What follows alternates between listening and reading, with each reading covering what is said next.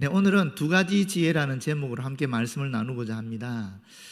이 두 가지 지혜를 사실은 야고보라는 분이 얘기를 하신 거거든요. 이 야고보서를 누가 기록했을까에 대해서는 다들 예수님의 동생 야고보가 기록했다라고 얘기해요. 신약 성경에 보게 되면 이 세 사람의 야고보가 나옵니다. 첫 번째는 세베대의 아들 요한의 형이었던 야고보, 두 번째는 이 알페오의 아들 야고보라고 해서 예수님의 제자 중에 작은 야고보가 있어요.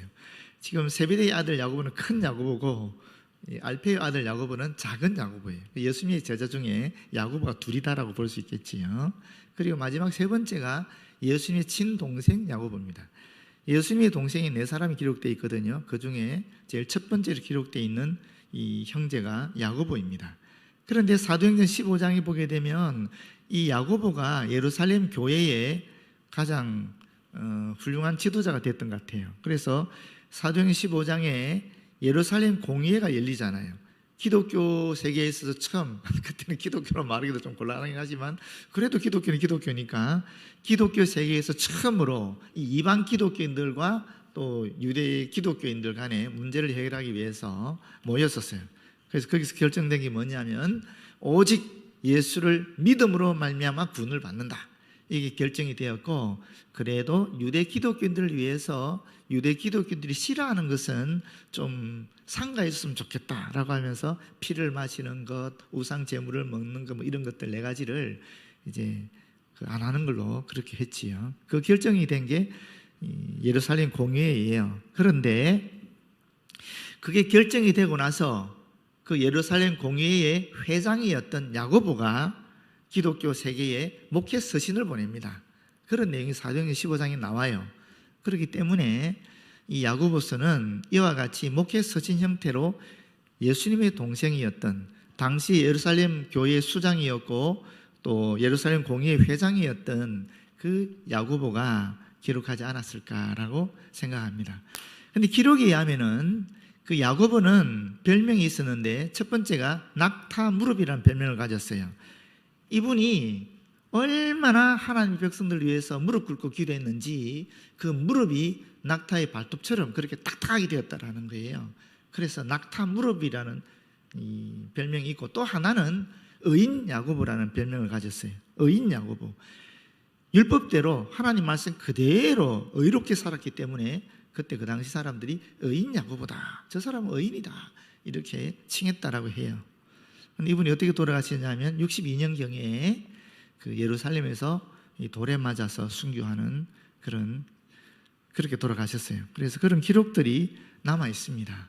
요세푸스의 유대 고대사라든지 그런 데 기록에 남아 있어요. 이분이 두 가지 지혜가 있다라고 우리에게 말하는 거예요. 13절에 보게 되면 너희 중에 이 지혜와 총명이 있는 자가 누구냐?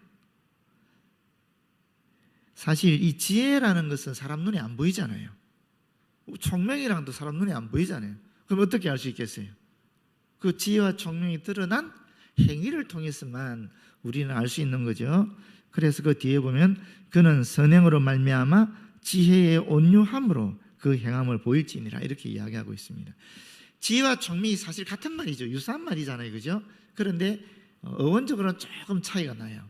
이 지혜라는 말은 하나님의 지식을 근거로 한, 그걸 기반으로 한 그런 관념적인 어떤 지적 능력을 얘기하는 거예요. 교사로서 가지고 있는 관념적인 지적 능력, 그런 걸 얘기하는 것이고, 총명이라는 것은 이 전문적인 기술이나 전문적인 지식 또는 경험에서 산출된 그런 지혜를 얘기하는 거예요. 그래서 사실 너희 중에 지혜와 총명이 있는 자가 누구냐? 이게 그 당시 많이 사용되었던 관용구인데, 이 말은 다른 사람들보다 탁월한 지적 능력과 이해력 그리고 경험을 가지고 있는 사람이 누구냐 하는 뜻입니다. 왜 이런 얘기를 했겠어요? 왜 이런 이야기를 하느냐면 그 당시 초대교회에 문제가 많았다라는 겁니다. 어떤 문제냐면 다 자기가 지혜롭다, 다 내가 총명하다 해서 어떤 문제든지 간에 자기의 지혜와 자기의 총명으로 해결하려고 하다 보니까 분란이 생기는 겁니다, 교회에. 그래서 진짜 지혜가 무엇인가, 거짓 지혜는 어떤 것인가 하는 그런 두 가지 지혜를 야고보가 이야기하면서 교회의 분란을 잠재우려고 하는 것입니다. 자, 우리 한번 보겠습니다. 어떤 지혜가 참 지혜고 어떤 지혜가 거짓 지혜인지 보시겠는데, 여기 참 재미있는 표현 중에 하나는 지혜의 온유함으로 그 행함을 보일지니라 하는 말이에요. 언젠가 제가 말씀드린 기억이 납니다만, 온유라는 말이 뭐라 그랬어? 온유라는 것은 길들이는 거라 그랬잖아요. 야생 동물을 길들이는 것이 온유의 의미라 그랬습니다. 다시 말하면 우리가 지혜와 총명을 가졌어요. 이것을 행동으로 나타내는데 어떻게 나타내야 된다고요? 온유함으로 나타내야 된다는 거예요. 온유함으로.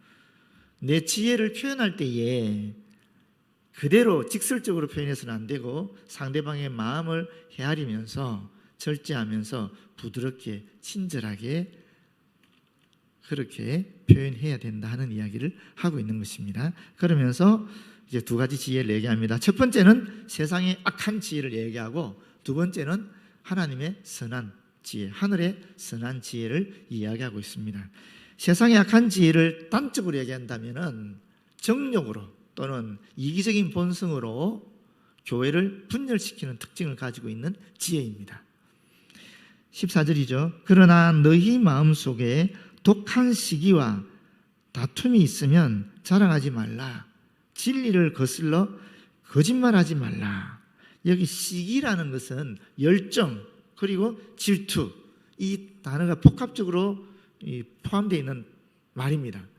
사실 여러분, 이 시기하는 사람들이 조용하고 차분하게 조용조용 이렇게 얘기하는 거 보셨어요? 시기하는 사람은 아주 막 이렇게 막 열정적으로 합니다. 그래서 이 말은 본인보다 나은 사람에 대해서 갖는 뜨거운 질투를 말하는 것입니다. 자신만을 내세우려고 하는 그런 저급한 술책도 불사하는 이기적인 태도가 바로 이와 같은 시기라고 볼 수 있습니다. 다툼이라는 말은 이기적인 야심 또는 강한 당파심, 이런 말에서 유래된 것인데, 이것은 쉽게 말하면 이기적인 야심에서 비롯된 그런 파당심, 당파심이라고 볼 수 있겠지요. 이 다툼이 있으면 어떻게 되겠습니까? 당연히 그 조직체는 붕괴되지 않겠습니까? 그런데 그 당시에 교회에 이런 시기와 다툼이 있었다라는 거예요. 그래서 교회를 존립시키기 위해서 당시 초대교회의 뛰어난 지도자였던 이 야고보가 이와 같은 말을 하고 있는 것입니다. 그런 시기와 다툼이 있으면 자랑하지 말라. 무슨 얘기냐? 다 자기가 잘났다고 그러니까. 생각해 보십시오. 그 당시 헬라 문화권이었잖아요. 헬라 문화권은 엄청난, 지금도 고차원적인 문화권 아닙니까? 그런 지식을 습득한 사람들입니다. 이런 사람들이 교회에 들어와서 사실 헬라 철학적인 그런 지식과 지혜를 가지고 교회 문제를 해결하려고 하는 거예요. 사실 교회 들어올 때 어떻게 들어옵니까? 예수를 그리스도를 믿으면 들어오는 거잖아요. 그 믿음은 같은데 어떤 문제가 발생했을 때는 결국 자기가 가진 지식이나 경험으로 해결할 수밖에 없는 건 아니겠어요? 그런데 그때 헬라적인 기법을 사용하게 되니까 이게 서로 막 논쟁이 되고 분쟁이 되는 거죠. 그런 것을 이와 같이 자랑하지 말라라고 얘기하는 것입니다. 그것은 진리를 거슬러 거짓말하는 것이라는 거예요. 왜냐? 진리가 뭐죠? 진리는 예수 그리스도잖아요. 예수 그리스도가 십자가에서 보여준 것, 그게 진리고 그게 사실은 지혜거든요. 십자가의 사랑으로 행하지 않는 것들은 다 거짓이다. 진리에서 나온 것이 아니다 라는 것입니다. 헬라 철학적인 기반, 자신의 개인적인 신앙, 철학적인 또는 지혜와 경험을 가지고 문제를 해결하려 하는 것은, 이거는 진리를 거스르는 거라는 거예요. 진리는 예수 그리스도 우리에게 보이신 십자가의 사랑인데, 그 사랑을 위배해서 서로 자기 자랑하면서 문제를 더 파생시켜 나가니까, 더 심화시켜 나가니까 결국 교회가 분란에 휩싸이고 공동체가 깨어지게 되니까 그건 아니다 라는 이야기를 하는 것입니다. 이러한 지혜는 15절입니다. 위로부터 내려오는 것이 아니고 땅의 것이다. 세상적이다는 것입니다. 또 두 번째는 정욕의 것이다. 세 번째는 귀신의 것이다. 이렇게 이야기하고 있습니다. 땅의 것이다. 세상적이다라는 것인데 이건 세상의 기준을 가지고 적용하는 불완전한 인간의 지혜이다라는 것입니다. 정욕적이다 하는 것은 뭐냐면 이 정욕적이다라는 말이 어디서 나왔냐면 숨, 호흡 어디 많이 들어본 것 같지 않습니까 여러분?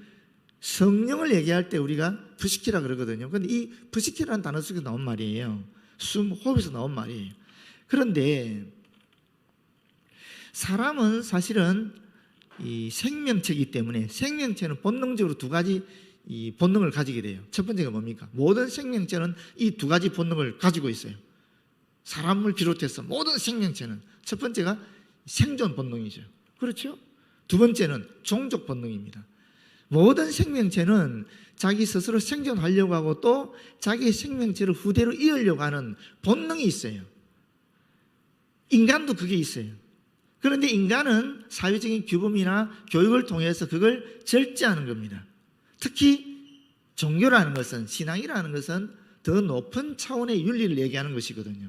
자기 자신만을 위해 살아가는 것이 아니라 하나님의 뜻에 따라 하나님을 사랑하고 이웃을 사랑하는 그런 고차원적인 그런 가르침을 가진 것이 종교인데, 지금 여기서 말하는 이 정욕적이라는 것은 짐승처럼 생존 본능과 종족 본능만을 가지고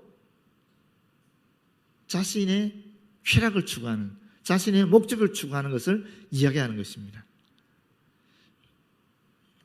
귀신의 것이라는 것은 이런 악한 영을 닮은, 악한 영에서 기인하는 이런 뜻이거든요. 이런 세상적이고 정욕적인 그 배후에는 무엇이 있는가? 사탄적인 것이 있다, 마귀적인 것이 있다, 이런 뜻입니다. 여러분 여기 보시게 되면 결국 세상적이다, 정욕적이다, 마귀적이다 하는 것은 결국 뭐냐면 한마디로 얘기할 수 있어요. 자기 중심적이다라는 것입니다. 사실 성경에 이 얘기를 정확하고 또렷하게 구체적으로 우리에게 보여주는 장면이 원죄 사건입니다. 보십시오. 사탄이 뱀을 통해서 어떻게 하와를 유혹합니까? 유혹할 때에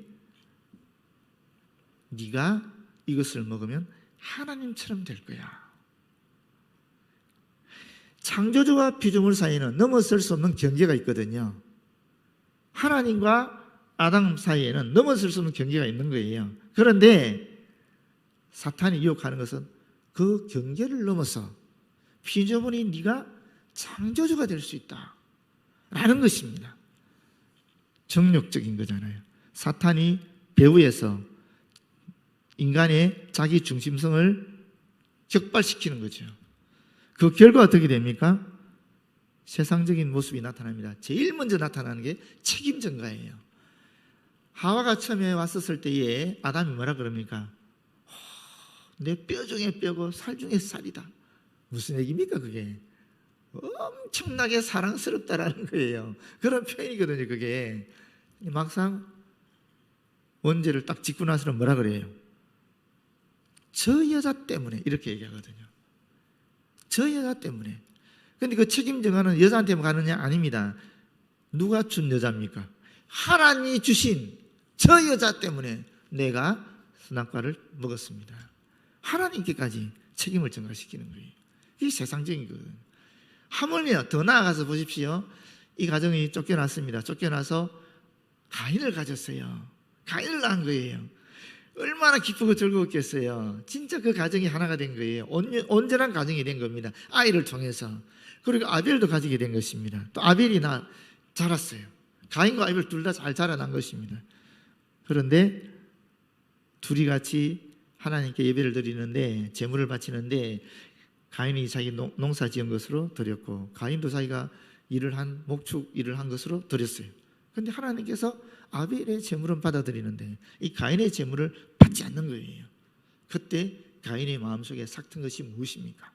시기입니다. 질투입니다. 왜 하나님은 아벨만 사랑하지? 왜 나는 사랑하지 않는 거야? 하면서 시기가 생긴 거예요. 질투가 생긴 겁니다. 그 결과는 어떻게 나타났습니까? 그 결과는 아벨의 죽음으로 나타났습니다. 사실 가인이 하나님께 정성껏 예물을 드렸었으면 하나님께서 가인의 예물도 받았겠지요. 그런데 가인이 정성껏 예배를 드리지 않았거든요. 반면에 아벨은 정성껏 하나님께 예배를 드렸거든요. 그런데 한번 상상해 보십시오, 여러분. 아담과 하와 입장에서 보십시오. 아들 둘이 있는데 형제가 서로 싸워서 형이 아우를 죽여버린 거예요. 그러면 그 가정은 어떻게 되겠습니까? 가인이 속해 있던 그 가정은 해체되어 버리는 것입니다. 그 공동체는 깨져 버리는 것입니다. 이것이 여기서 말하는 정확하게 이해하는 것입니다. 세상적이고 정력적이고 마귀적인 이런 지혜의 그 결과는 시기와 다툼이고, 그 시기와 다툼을 통해서 일어나는 것은 해체입니다. 공동체의 파괴입니다. 바로 16절에 나오죠. 시기와 다툼이 있는 곳에는 혼란과 모든 악한 일이 있습니다. 사실 혼란과 모든 악한 일이 같은 거죠. 혼란이 악한 거라는 것입니다. 혼란이 뭡니까? 무질서한 거거든요. 가인은 가인의 일을, 아벨은 아벨의 일을, 아담은 아담의 일을, 하와는 하와의 일을 하게 될 때에 그 가정은, 아담의 가정은 조화롭게 또 화평스럽게 질서 있게 가는 것입니다. 그러나 가인이 자기 위치를 벗어나 버렸을 때, 시기하고 다툼을 일으키고 세상으로 흘러가 버렸을 때 결국 그 가정은 완전 해체되어 버리는 겁니다. 정확하게 말하잖아요. 시기와 다툼이 있는 곳에는 혼란과 모든 악한 일이 있다, 무가치한 일이 있다, 나쁜 일이 있다라는 것입니다. 그게 뭐겠어요? 공동체의 조화와 평화를 깨뜨리는 그런 것을 이야기하는 것입니다. 그런데 4장 1절에서 3절을 보게 되면 이 정욕적인 면을 더 강하게 이야기하고 있습니다. 세상의 악한 지혜의 가장 대표적인 특징이, 다툼의 원인이 바로 이 정욕이기 때문에 정욕을 더 강조해서 이야기하는데 이렇게 이야기합니다. 너희 중에 싸움이 어디로부터, 다툼이 어디로부터 나느냐? 너희 지체 중에서 싸우는 정욕으로부터 나는 것이 아니냐. 위에서 말하는 정욕하고 15절에 나오는 정욕하고 지금 1절에 나오는 정욕은 사실은 단어는 다릅니다. 이 뒤에 나오는 1절에 나오는 정욕은 인간의 마음속에 자리 잡고 있는 이기적이면서 악의적인 쾌락을 얘기하는 것이거든요.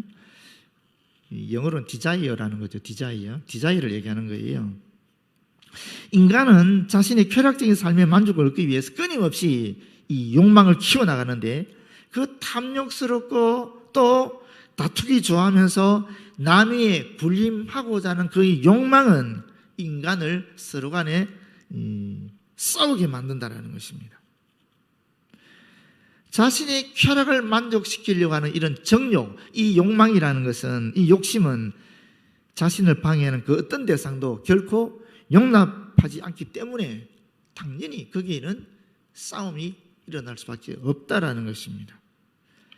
여러분, 바울을 기억하시는 줄 믿습니다. 바울이 어떤 존재입니까? 바울은요, 굉장한 대단한 인물이었어요. 그 시대 유대 사회를 이끌어갈 수 있는 초엘리트였습니다. 그에게는 권력이, 부귀와 명예가 보장되어 있는 사람이었어요. 오죽하면 스데반을 죽이려고 했을 때 바울이 허락을 받고 죽였겠어요.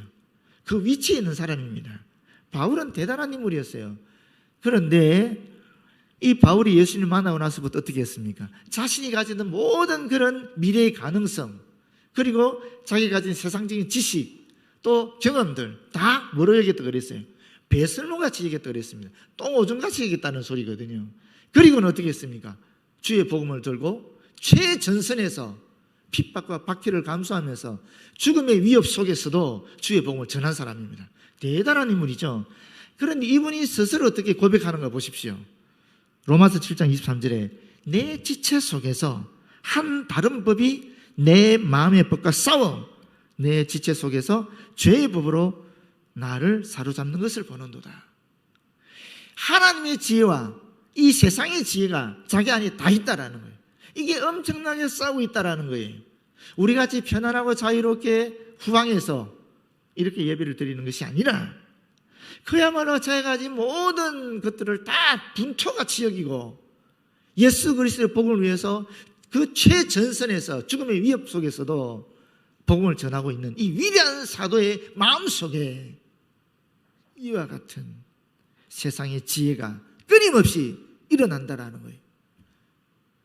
우리는 어떻게 해야 되겠습니까, 여러분? 이분이 이 정도라면 우리는 어떻게 해야 되겠냐고요. 그렇지 않습니까?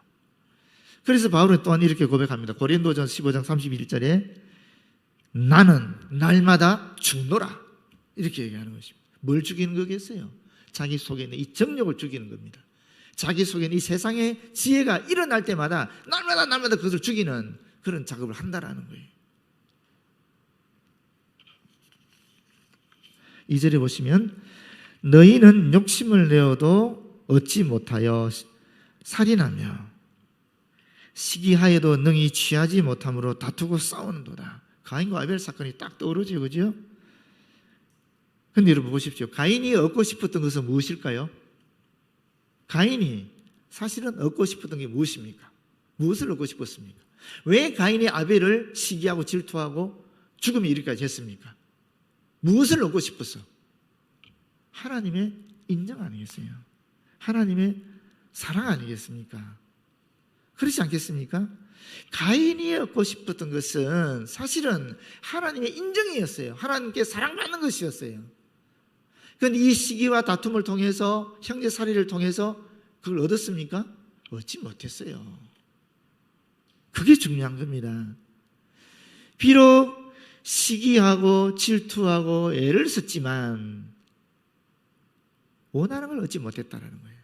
오늘 우리로 얘기하면 참된 행복, 참된 만족, 참된 평화, 우리는 그걸 내가 원하는 것을 달성했을 때 이루어진다고 여기잖아요. 그거 달성했잖아요. 무슨 박사학위를 받은 것도 좋고 뭐 직장에 취직한 것도 좋습니다. 내 목표를 달성했어요.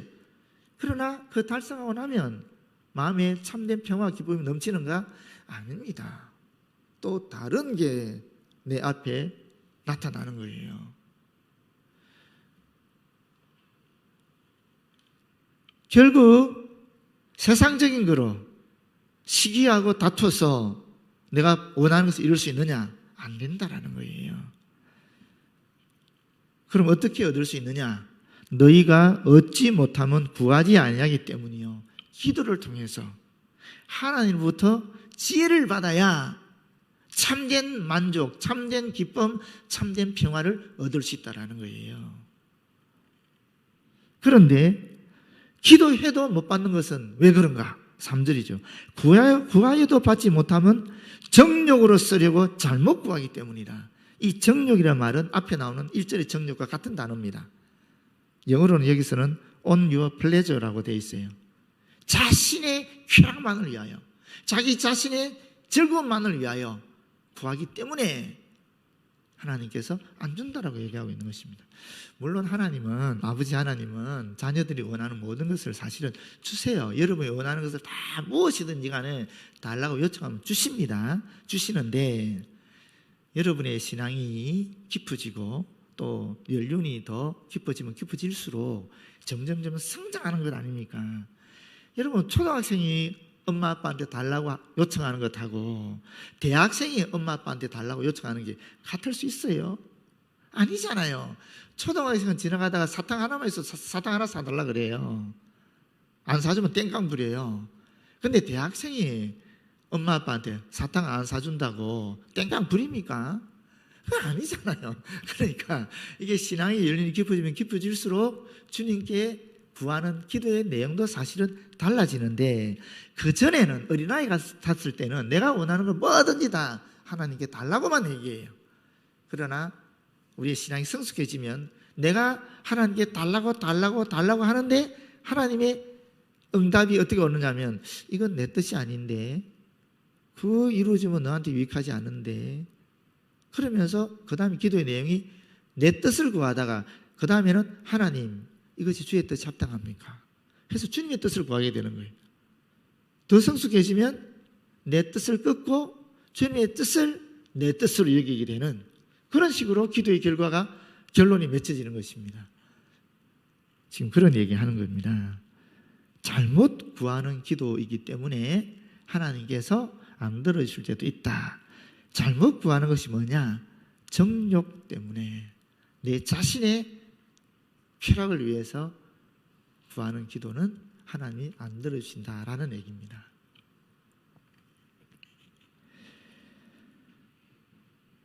여러분, 분명히 세상적인 지혜가 있습니다. 그 세상적인 지혜는 정욕을 구하는 지혜입니다. 그런데 그 정욕을 구하는 지혜의 근원은 어디 있는가? 그 배후에는 사탄이 있다는 거예요. 그런 세상적 지혜는 결국 시기와 다툼이라는 과정을 통해서 내가 속한 공동체를 파괴시켜 버립니다. 나도 다치고 나와 함께 있는 사람들까지 다 다치게 하는 결과를 맺게 된다는 것입니다. 그게 세상의 악한 지혜가 주는 결과이다라고 지금 야고보는 저와 여러분에게 이야기하고 있는 것입니다. 그러면 하나님의 지혜는 어떤 것인가? 하늘의 선한 지혜는 어떤 것인가? 사랑으로 교회를 화평하게 하는 특징을 가진 지혜입니다. 17절 보시게 되면 오직 위로부터 난 지혜는 첫째 성결하고, 성결하다는 말 아시죠? 순수하다, 순결하다 그런 뜻인데 사실은 거기에 굉장히 중요한 의미가 하나 있어요. 성결 또는 거룩의 중요한 의미가 하나 있습니다. 그게 뭐냐면 두 마음을 품지 않는 것입니다. 그게 성결한 것입니다. 여러분 부부지간에, 여러분은 부부지간에 얘기하면 안 되겠네요, 그죠? 여러분 연인지간에 서로 연인인데 남자가 여자에 대해서 성결하다는 말은 무슨 뜻이겠습니까? 무슨 뜻이겠어요? 내 연인과 사랑을 나누는 것을 얘기하지 않겠습니까? 내 연인이 아닌 다른 여자와 사랑을 나눈다? 이 두 마음을 품은 거잖아요. 이거는 성결한 것이 아니다라는 것입니다. 그래서 성결의 기본 의미는 사실 깨끗하다 이런 말도 있지만 더 근본적인 그 의미는 두 마음을 품지 않는 것입니다. 하나님 앞에 두 마음을 품지 않는 것이 성결한 것입니다. 상대에게, 내가 사랑하는 사람에게 두 마음을 품지 않는 것이 그 사람을 향한 성결이라는 것입니다. 하나님의 말씀을 왜곡됨이 없이 한 마음을 품고 그대로 따라가는 것, 그게 성결이라는 것입니다. 두 번째는 화평입니다. 화평은 너무나 잘하는 말이니까요. 평화로운 거죠. 평온한 거지요. 이것은 성경적으로 얘기하면 이 거리낌이 없는 것을 이야기하는 것입니다. 하나님과의 관계에서도 거리낌이 없고, 사람과 사람과의 관계에서도 거리낌이 없고, 물질의 관계에서도 전혀 거리낌이 없는 것. 내가 돈이 많든 적든 물질 때문에 내가 종속되지 않는 그 자유로움, 그게 바로 이 화평이라는 뜻입니다. 그 다음에 세 번째는 관용입니다. 관용이라는 것은 온화하고 온순하고 공정한 것을 얘기합니다. 다시 말하면 세상적인 지혜는 독선적이고 오만하거든요. 교만하거든요. 그 반면에 이 하나님의 지혜에서 나타나는 이 관용이라는 것은 참을성과 이해심이 많고 친절한 마음을 이야기하는 것입니다. 네 번째가 양순입니다. 양순은 쉽게 순종하는, 고분고분하는 그런 뜻이거든요. 여러분 사실 한번 생각해 보십시오. 거칠고 완고한 그런 마음과 반대되는 마음이 바로 이 양순이라는 마음이거든요. 하나님의 말씀을 유순하게 받아들이는 그런 지혜를 이야기하는 것입니다. 그 다음에 긍휼이 가득하다라고 했습니다. 긍휼은 하나님의 죄인을 향한 자비로운 마음이거든요. 동정심을 얘기하는 거예요. 사실 도움이 필요한 사람을 냉정하게 차갑게 대하는 그런 세상적 지혜도 있을 수 있습니다만은, 여기서 말하는 것은 도움이 필요한 사람에게 내가 따뜻하게 다가서서 도움을 베풀어 주는 거죠. 마음을 어루만져 주는 겁니다. 그게 바로 이 긍휼이 가득한 그런 내용이죠. 그 다음에 선한 열매가 가득하다고 했습니다. 이 긍휼의 결과 나타나게 되는 부재, 그게 바로 선한 열매가 되는 것입니다. 그리고 편견이 없다라고 얘기하고 있어요. 7번째로 편견이라는 말은 구별된다는 뜻이거든요. 편견이 없다라는 말은 구별되지 않는다라는 뜻이에요. 사람의 외관만을 보고 판단하거나 또는 공정성을 잃지 않는다라는 말입니다. 거짓이 없나니 하는 말은, 거짓이 없다라는 것은 이 두 단어가 합성된 건데, 하나는 뭐뭐인 체하다, 하는 단어와 하나는 아니다 하는 단어가 합한 거예요. 그럼 무슨 말이겠습니까? 인치하지 않는 거죠. 그게 뭐예요? 있는 그대로 숨김없이 그런 뜻입니다. 우리가 뭘 행할 때 위선적으로 행하지 않고 진실되게 거짓 없이 행하는 정말 그야말로 숨김없이 있는 그대로 행하는 것을 거짓이 없다라고 얘기하는 것입니다. 이런 8가지가 하나님으로부터 오는 지혜라는 것입니다. 아까 세상의 지혜는 뭐라고 그랬어요? 독한 시기와 다툼이라고 그랬잖아요. 그렇지 않습니까? 그 배후는 사탄이 있는 것이고 그 배후에는 자기 중심적인 정욕이 있는 것이고 그 배후에는 앞에서 말씀드린 그런 것이 있다라는 거죠. 그러니까 세상적인 거라는 거죠. 반면에 하나님으로부터 오는 지혜는 이와 같은 지혜. 이걸 한마디로 쫙 뿌리면 뭐겠어요? 앞에서 말씀드렸는데 십자가에서 우리에게 보여주신 그리스도의 사랑입니다. 사실 그리스도의 사랑이에요. 십자가에서 보여주신 그 그리스도의 사랑이에요. 실제로 고린도전서 1장 23절에서 24절을 보게 되면 우리는 십자가에 못 박힌 그리스도를 전하니 유대인에게는 거리끼는 것이요 이방인에게는 미련한 것이로되 세상 사람들이 볼 때는 이렇게 미련한 것, 바보 같은 거라는 겁니다. 오직 부르심을 받은 자에게는 유대인이나 헬라인에게나 그리스도는 하나님의 능력이요 하나님의 지혜니라. 하나님의 지혜, 그리스도라는 것입니다. 어디에 그리스도? 십자가에 못 박히신 그리스도. 그분이 바로 하나님의 지혜라는 것입니다.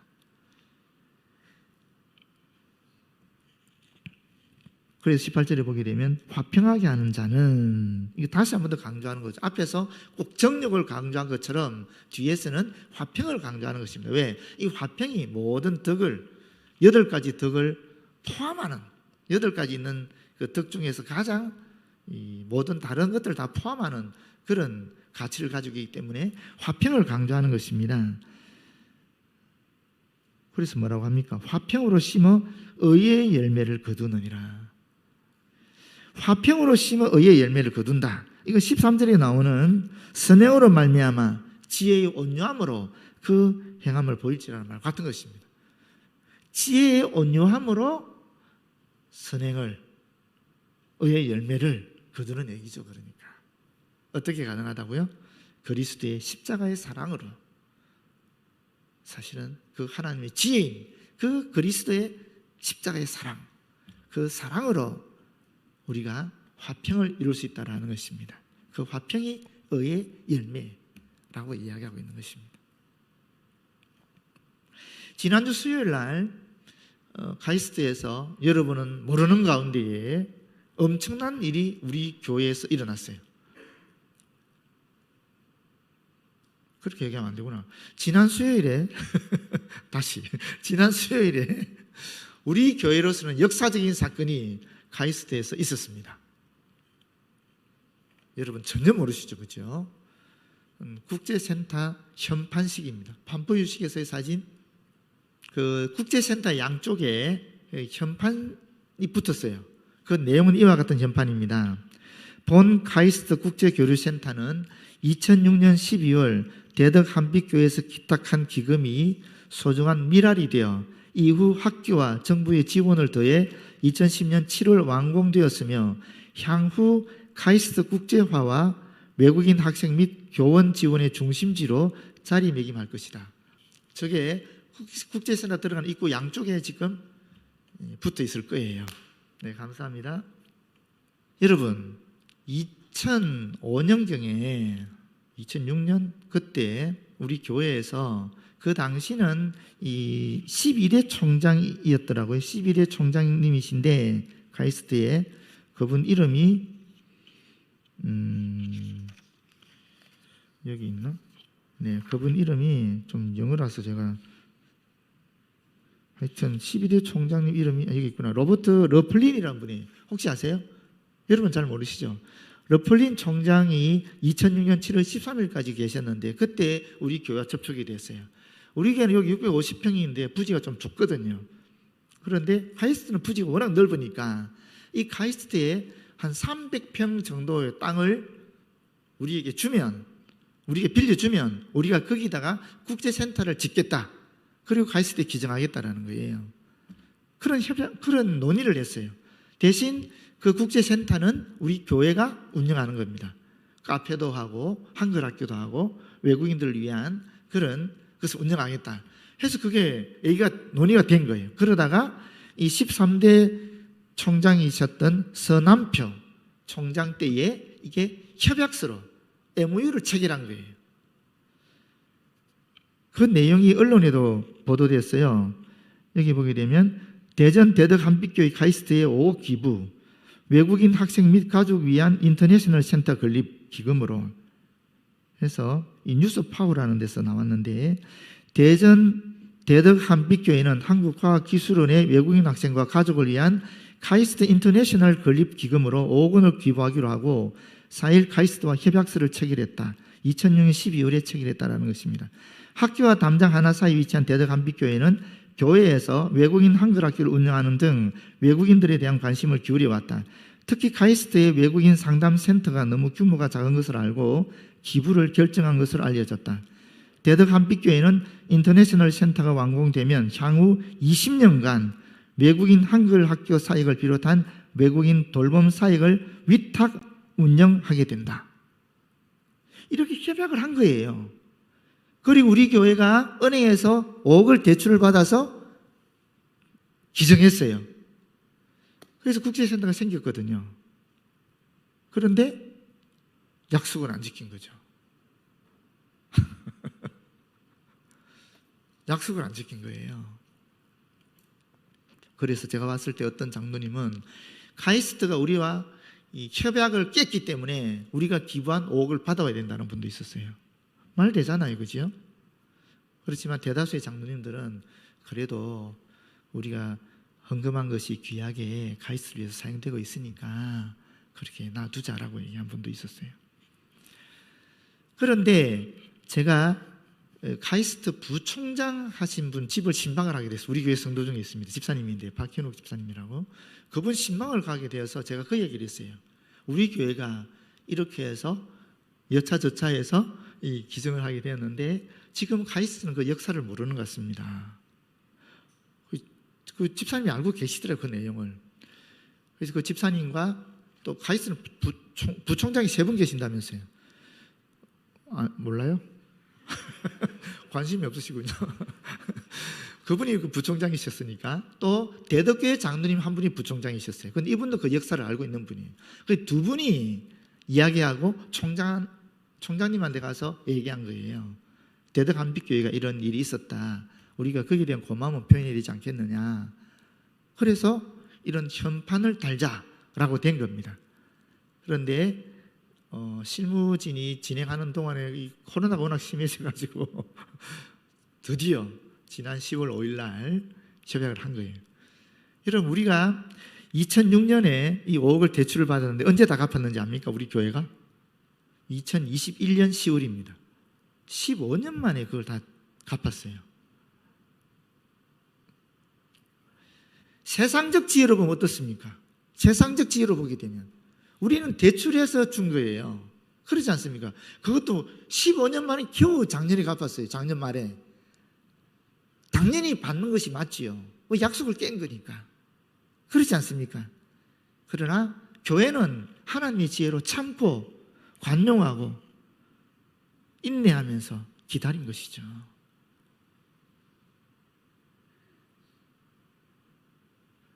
(16년) 만에 현판식을 하게 되고 16년 만에 역사적인 사실이 카이스트에 정확하게 이제 기록이 된 것입니다. 여러분, 여러분의 삶 속에서도 이런 일이 있을 수 있어요. 내가 얼마든지 내 주장을 할 수 있는 게 있습니다만은 그럼에도 불구하고 하나님 때문에 사실은 그런 주장을 하지 않고 참고 기도하면서 기다리는 분들도 있을 거예요. 여러분, 모쪼록 기도를 통해서 하나님의 지혜를 받으시고 기도를 통해서 인내할 수 있는 능력도 얻으시고, 기도를 통해서 하나님께서 합력하여 선을 이루어 나가시는 그런 섭리를 알아차리기를 바라요. 그럴 때 이 신앙생활을 하는 것이, 예수 믿고 살아가는 것이 정말 종교생활이 아니라 그야말로 하나님의 임재 가운데 하나님과 더불어 주님 손 붙잡고 가는 그런 길이 될 줄로 믿습니다. 자랑스러운 대덕 한빛교회에 속한 우리 사랑스러운 청년대학부 여러분, 우리 교회가 이렇게 자랑스러운 교회입니다. 마찬가지로 여러분들이 우리 교회가 자랑스러워하는 그런 청년대학부 성도들이 되었으면 참 좋겠습니다. 기도하겠습니다. 아버지, 고맙고 감사합니다. 하늘의 지혜와 땅의 지혜, 세상의 지혜에 대해서 함께 나누었습니다. 주님, 각자 속에 주의 영이 역사하여 주셔서 알아차리는 대로 결단케 하여 주시고, 그 결단한 대로 우리의 삶 속에서 실천하는 삶을 살아갈 수 있도록 인도하여 주심으로 말미암아 하나님께 영광 돌릴 수 있도록 도와주시옵소서. 예수님 이름으로 기도드립니다. 아멘.